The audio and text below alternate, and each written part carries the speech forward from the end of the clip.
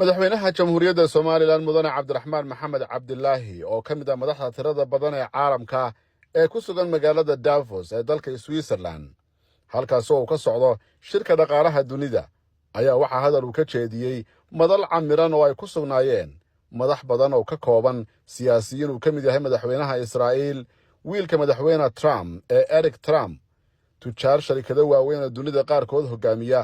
iyo hormuud bulsho oo caalamka meelo ka mid ah isaga yimi madaxweyne Cabdiraxmaan ayaa hadal taariikh iyo garnaqsi ku qotoma madasha ka sheegay waxaana uu yiri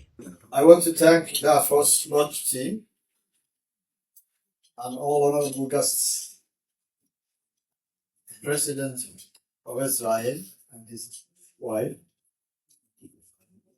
Mr. Eric Trump, and all business people and politicians at the table and the corners of the world. habeen wanaagsan dhammaantiin waxaan u mahadnaqayaa kooxda Davos Launch madaxweynaha Israa'iil iyo Mr. Eric Trump iyo dhammaan tujaarta iyo siyaasiyiinta halkan ku sugan sharaf ay tahay inaan joogo madashan iyo miiskan caalamiga ah Somaliland is the newest country in the world. Somaliland waa dal cusub oo waa kii ugu dambeeyay ee ku soo biiray dalalka caalamka waxaana taasi ku timi oo aan uga mahadnaqayaa go'aankii geesinimada lahaa ee uu qaatay ra'iisul wasaaraha Israa'iil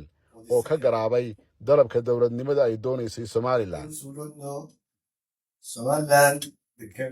intiinaan xog ka haynin xaqiiqada Somaliland aan macluumaad idinka siiyo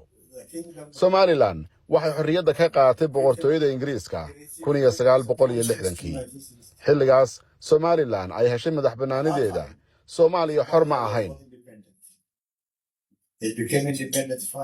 hase ahaatee 5 maalmood kadib ayay xor noqdeen sidaas awgeed waxaa xaqiiq ah in Somaliland ay ahayd dawladdii dhashay dawladnimadii Soomaaliya Somaliland waxaa go'aankeedu ahaa isla markaasina ay doonaysay riyadii ahayd in la helo Soomaali weyn ama Soomaalida Geeska Afrika oo dhan inay midoobaan oo dawlad quraata ay wada yeeshaan iyadoo aan shuruud lagu xidhin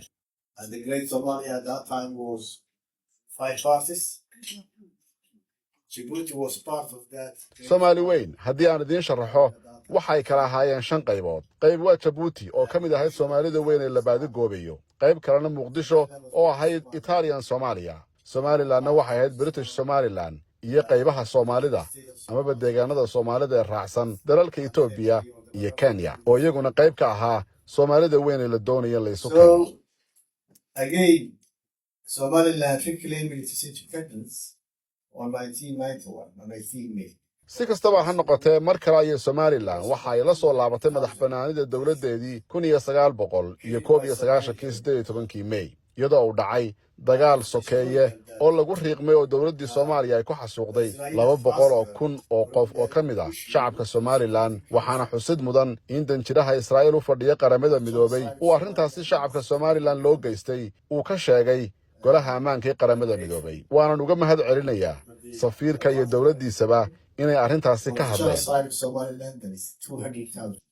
Somaliland for 34 years has been a stable,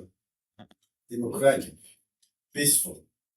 ready for business for 34 years. wixii intaasi ka dambeeyay Somaliland danteeda ayay fushatay muddo 34 sanadooda waa meel xasiloon dimuqraadi ah oo nabdoon ganacsiga iyo maalgashigana u furan annagoo taasi ku naaloonay muddada intaa leeg hase ahaatee bulshada caalamka waxaanu ka dalbanaynay inay gartaan oo ay ka garaabaan doonista shacabka ee Somaliland ee ay ku rabaan madaxbannaanida dawladooda taasna waxaa gartay oo riyadaasi run ka dhigay ra'iisul wasaaraha Israa'iil that everyone on this table will support the recognition of Somaliland. waxaan filayaa qof kasta oo miiskan fadhiya inuu arrintaasi qayb ka noqon doono gaar ahaan aqoonsiga Somaliland waad mahadsantiin dhammaantiin